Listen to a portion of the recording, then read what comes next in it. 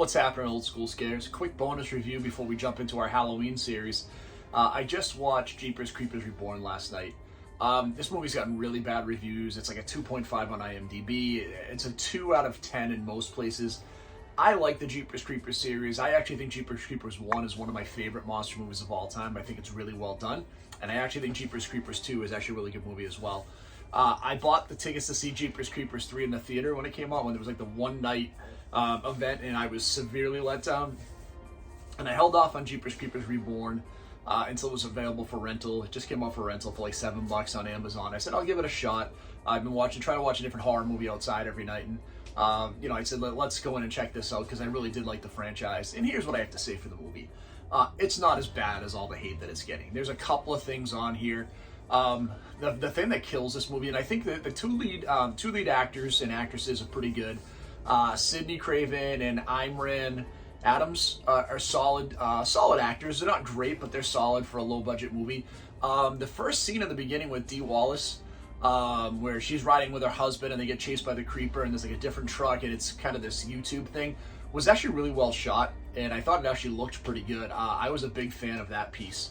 I thought it actually looked it looked good. So the first thing when I see a low-budget horror movie, the first thing I'm looking for is, how does it look?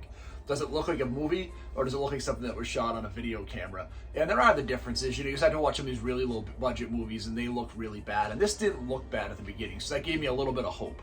And I don't think it was false hope. I think there's a couple of things that let this movie down.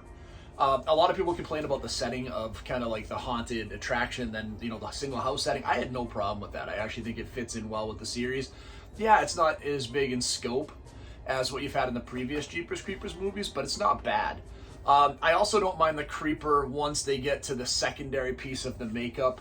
The initial piece where the creeper comes out of his grave for the 23 years is so laughably bad that I'm like, how did this even get put into the movie? And there's one little scene that's shot in there where the main female characters, I think it's her brother. I mean, it wasn't really that well established, or if it was, I wasn't paying close enough attention, if I'm being honest. He's driving in the woods, he goes to use the bathroom, the creeper attacks him. And it's just, that whole scene is just so bad from from a special effects standpoint, from a lighting standpoint, from a cinematography. Like, there's just a lot of bad things in that scene. And a couple of things where this movie fails, where they didn't have the budget or even the wherewithal from the direction to make compelling scenes.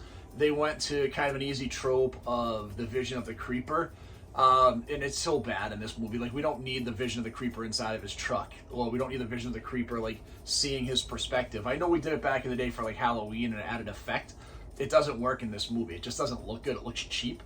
And it looks like a way to get beyond your limited capabilities. And look, I have a ton of respect for anybody that makes a horror movie, or makes any movie at all in general, because it's really hard to make a movie and get it done. So kudos to you for making a movie. I don't think this movie is as bad as everyone says it is. I think there's a few things that let the movie down. The effects are probably the biggest piece, and then some of the cinematography being a little bit amateurish is probably the two biggest letdowns for this movie. So overall, I give the movie a 4 out of 10.